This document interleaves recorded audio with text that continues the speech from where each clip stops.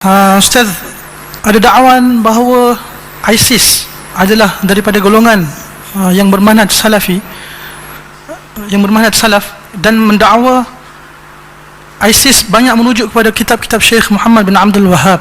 Benarkah dakwah ini? Jazakallah khairan. Mengenai ISIS, Islamic State of Iraq and Syria, ya. Para ulama, alhamdulillah, para ulama-ulama yang paling depan membantah mereka, di antaranya para ulama-ulama yang dijuluki ulama Wahabi. Justru ulama Arab Saudi begitu keras membantah mereka. Para asatidzah juga membantah, bukan hanya sekedar menyesat-nyesatkan, tetapi dengan dalil. Justru kita tahu ulama-ulama, yaitu para asatidzah yang mereka dituduh sebagai Wahabi, ya, justru yang paling gencar membantah mereka dengan dalil, ya. Oleh karenanya, alhamdulillah kalau ikhwan sekalian pergi ke tanah air Indonesia, hubungan antara dakwah sunnah dengan pemerintah hubungannya baik. Sampai terakhir saya baru dengar bahwasanya sebagian guru-guru Madinah diundang oleh pemerintah Arab, pemerintah Indonesia, untuk mengatasi masalah kasus ISIS, seperti Syekh Abdul Salam Suhaimi, Syekh Sulaiman Ruhaili, kemudian juga sebelumnya Syekh Ali Hasan Al-Halabi. Mereka dipanggil khusus oleh pemerintah untuk mengatasi masalah ini. Ini menunjukkan ada kepercayaan terhadap orang-orang yang dituduh sebagai Wahabi. Adapun kalau kita bicara tentang hakikat dari ISIS, mungkin mereka menggunakan buku-bukunya Muhammad bin Abdul Wahhab, bukan, mungkin. Kalau mereka salah paham, itu bukan kesalahannya Syekh Muhammad bin Abdul Wahhab. Sebagaimana orang juga menggunakan Al-Quran dan Sunnah bisa keliru. Yang salah bukan Allah dan Rasulnya, tetapi yang salah yang memahami Al-Quran dan Sunnah. Dan Syekh Muhammad bin Abdul Wahhab tidak pernah mengajarkan apa yang mereka lakukan. Bahkan Syekh Muhammad bin Abdul Wahhab termasuk para ulama yang paling keras membantah pemikiran Khawarij. Kesalahan ISIS kita tinjau dari 3 perkara. Perkara pertama mengenai pembentukan daulah, pembentukan kerajaan. Apakah pembentukan kerajaan yang mereka lakukan adalah pembentukan yang sah? Kita tahu pemimpin mereka itu Abu Bakar Al-Baghdadi, dia pernah berkhutbah, dia mengatakan, "Inni qad wullitu wa lastu bi khairikum." Aku telah diangkat menjadi khalifah dan aku bukan yang terbaik di antara mereka. Ini ucapan indah yang pernah diucapkan oleh Abu Bakar As-Siddiq, bukan Abu Bakar Al-Baghdadi. Aku telah diangkat. Yang mengangkat Abu Bakar siapa? As-Siddiq. Yang mengangkat adalah para sahabat, kaum Ansar dan kaum Muhajirin. Ada musyawarah di antara mereka setelah sebelumnya mereka ada berselisih. Kaum Muhajirin mengatakan ada pemimpin dari kami, kaum Ansar mengatakan ada pemimpin dari kami, kemudian mereka bersepakat untuk mengangkat Abu Bakar. Jadi ijma' para sahabat, ada musyawarah untuk mengangkat Abu Bakar As-Siddiq. Adapun Abu Bakar Al-Baghdadi, siapa angkat dia? Apakah ada 2000 orang kumpul-kumpul kemudian menjadikan satu khalifah, kemudian tegaklah negara Islam dunia? Apakah cara mendirikan khalifah seperti itu? Tidak ada pendirian khalifah tanpa musyawarah, ya. Kalau kita, apalagi ISIS sekarang bukan cuma khilafah di Irak dan Syam, tapi khilafah dunia. Dia telah memproklamirkan dirinya sebagai khilafah Islamiyah, sehingga menyeru orang-orang semua berbaiat. Bahkan sebagian orang-orang Indonesia berbaiat. Mereka di Indonesia, mereka berbaiat kepada Abu Bakar Al-Baghdadi, sehingga jadilah mereka khilafah dunia. Sekarang kita bilang kaum muslimin di dunia ini jumlahnya miliaran. Apakah cuma diwakili oleh 1000 orang, 2000 orang, 3000 orang, ya? Apakah cara pemilihan khilafah seperti itu? Tidak pernah Islam mengajarkan dengan cara demikian. Yang kedua, kalau pemilihan khilafah caranya seperti yang dilakukan oleh ISIS, sudah ada khalifah-khalifah sebelum dia. Di tanah air Indonesia sudah ada khalifah-khalifah bayangan, ya, sebelum dia, ya. Ya, kita bilang kalau begitu harusnya kamu terlambat, harusnya kau beriman kepada Khalifah Al-Andunisi, harusnya. Ya, dia bilang, oh tidak mau, saya tidak mau khalifah orang Melayu, maunya orang Arab. Ya, saya bilang, ya kalau begitu masing-masing kepada diri hawa nafsu. Menurut kamu kamu sah, menurut kamu mereka tidak sah, menurut mereka kamu tidak sah, ya, terus yang sah yang mana? Padahal dalam aturan khalifah kata Nabi SAW, wa in ja'a akhar fadribu unuqahu. Kalau ada khalifah yang kedua datang, maka sembelih khalifah yang kedua. Kita bilang kalau begitu ISIS harusnya disembelih oleh khalifah yang pertama, dan khalifah yang pertama masih ada di tanah air Indonesia. Saya tidak tahu di Malaysia ada khalifah juga atau tidak, ya, tapi mungkin ada. Jadi intinya pembentukan khalifah, kalau ternyata pembentukan khalifah ditinjau dari jumlah, maka saya katakan pada pejuang yang ada di Suriah lebih utama untuk membuat khalifah daripada mereka. Kenapa? Yang lebih duluan berjuang adalah para pemuda-pemuda yang ada di Suriah. Mereka lebih dahulu berjuang dan jumlah mereka lebih banyak. Mereka lebih utama untuk buat khalifah daripada Abu Bakar Al-Baghdadi. Namun mereka tidak. Mereka tidak mendirikan, karena mereka tahu tidak begitu cara mendirikan khalifah. Oleh karenanya mendirikan khalifah bukan hanya kemudian kita kumpul-kumpul, sekarang kita kumpul berapa orang, kita angkat Ustadz Husani sebagai khalifah. Yang tidak bayat sama dia kafir. Repot kan seperti itu.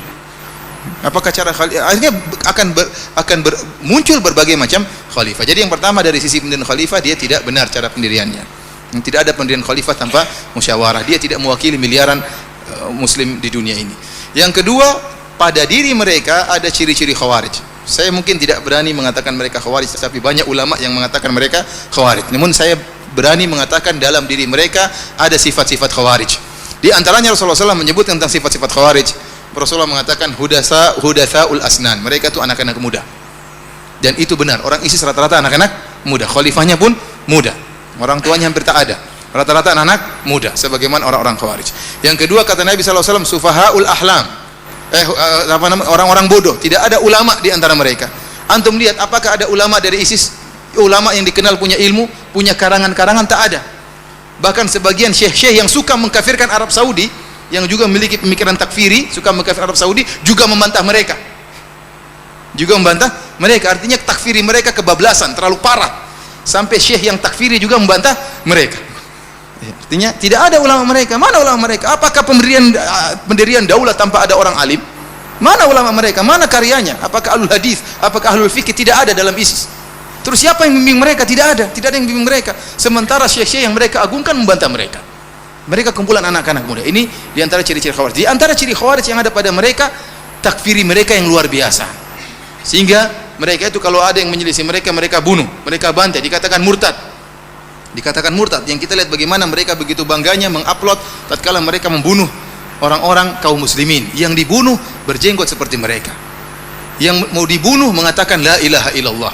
Yang mau dibunuh mengatakan Allahu Akbar. Yang membunuh bertakbir, yang dibunuh juga bertakbir. Dan mereka membunuh dengan sadis, ya. Bukan dengan pedang yang tajam, tapi dengan pisau yang mereka geret-geret seakan-akan tidak tajam. Dan mereka bangga akan hal itu. Bahkan di antara mereka yang dibunuh adalah para ulama, para dai. Apakah cara begini? Lihat kata Nabi SAW, la zawalud dunya indallahi ahwanu min qatli rajulin muslim. Hilangnya dunia ini lebih ringan di sisi Allah daripada terbunuhnya seorang muslim. Seorang muslim yang mengucapkan la ilaha illallah, seorang muslim yang sujud kepada Allah, kalau terbunuh lebih berat di sisi Allah daripada hancurnya dunia ini. Bagaimana kemudian muslim tersebut adalah seorang yang berjihad di jalan Allah Subhanahu wa taala? Bagaimana seorang muslim tersebut seorang dai? Bagaimana seorang muslim tersebut hafal Quran? Kemudian dibunuh dengan begitu mudahnya oleh orang-orang ISIS. Yang jadi masalah para pejuang yang ada di Suriah tatkala menyerang ISIS mereka ragu-ragu. Tapi ISIS membunuh mereka tidak ragu-ragu. Tidak ragu-ragu. Ini masalah yang mereka hadapi. Ini mereka muslim bagaimana? Sementara mereka timbak tidak memperdulikan. Jangankan seorang muslim, orang kafir saja yang muahad, yang punya perjanjian damai dengan kita, tidak boleh kita bunuh. Kata Nabi SAW, man qatala muahadan lam yarah raihatal jannah. Barang siapa membunuh seorang kafir yang punya perjanjian damai dengan kita, tidak akan cium bau surga. Itu orang kafir. Tidak semua orang kafir boleh dibunuh. Kemudian seorang muslim yang sedang berjihad, yang menghafal Quran, kemudian dibunuh oleh mereka dengan mudahnya, kemudian mereka bangga-banggakan. Oleh karenanya saya mendengar informasi dari sebagian ustadz yang pernah ke sana dan juga bersama para pejuang di Suriah, mereka mengatakan orang ISIS tidak punya tawanan.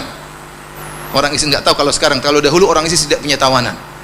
Setiap ada yang datang dibunuh, tidak ada dimaafkan, tidak ada tawanan. Yang datang mau bayat terlambat dibunuh. Jadi tidak ada. Luar biasa takfiri mereka, mudah mengkafirkan. Yang tidak membayat mereka dikafirkan. Ini pengkafiran sebenarnya tidak pernah kita temukan, ya. Tidak pernah kita temukan selama saya berdakwah, ya. Tidak tahu kalau Ustaz Abu Ihsan, beliau pernah punya pengalaman-pengalaman tersendiri, tapi selama saya hidup saya tidak pernah melihat ada pemikiran takfiri seperti ini yang terlalu berlebih-lebihan. Kemudian kesalahan yang ketiga, mereka merusak citra Islam, terutama cerita dakwah sunnah, yang mengerikan kita yang kena, sehingga setiap orang yang berjenggot dianggap ISIS. Dianggap ISIS. Setiap ada lihat orang jenggot, jangan-jangan ISIS. ISIS istrinya juga bercadar, itu bercadar siapa? ISIS. Kita dahulu pernah kena kasus teroris, kita yang berpakaian Islami dituduh teroris. Saya pernah jalan masuk sebuah mall di Indonesia sebelum kasus ISIS. Ada bom-bom itu, saya jalan sama istri saya bawa temannya juga perempuan, kita bawa anak-anak. Maka diperiksa luar biasa. Saya diperiksa. Ya, sebenarnya mungkin di pikiran dia ini ustadz, ini istrinya dua, berarti teroris. Padahal itu teman istri saya. Maka istri saya dan teman saya marah. Kita bilang, Pak, kalau kita mau ngebom ngapain bawa anak-anak? Kita mau ngebom ini ngapain kita bawa anak-anak? Tapi mereka begitu, mereka takut. Karena teroris seperti itu modelnya. Sampai terbuat di antara ciri-ciri teroris, jenggotan. Di antara ciri-ciri teroris, celananya di atas mata kaki. Di antara ciri teroris suka ke masjid.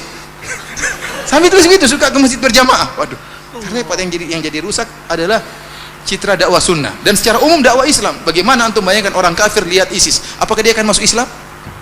Lihat ISIS begini, Islam begini modelnya. Jangankan kita yang sesama dia jadi dibunuh. Siapa yang mau Islam kalau begitu modelnya? Tidak ada yang masuk Islam, sehingga merusak citra Islam.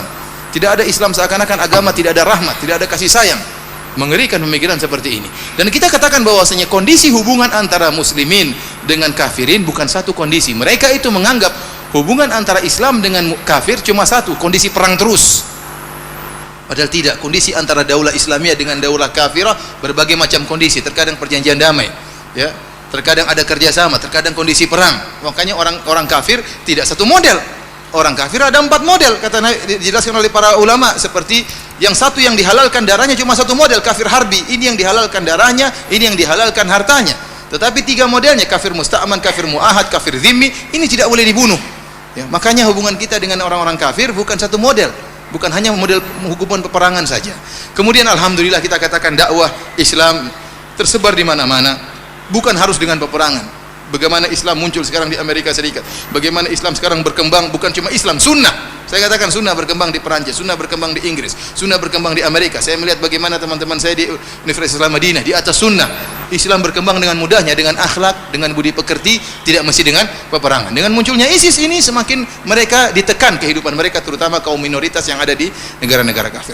Oleh karena saya katakan bahwasanya kita harus punya ketegasan. Kalau memang isu ISIS tidak berkembang di Malaysia, jangan dikembangkan, jangan dibesar-besarkan. Besar-besarkan saja isu Syiah. Ya. Kenapa? Karena kalau sudah ada maka harus tunjukkan kita bantahan. Kita paling utama membantah lebih dahulu. Karena supaya kita tidak tertuduh, Ya. Ini Allah alam bisawab, ini yang mungkin bisa saya sampaikan. Wallahu ta'ala alam bisawab.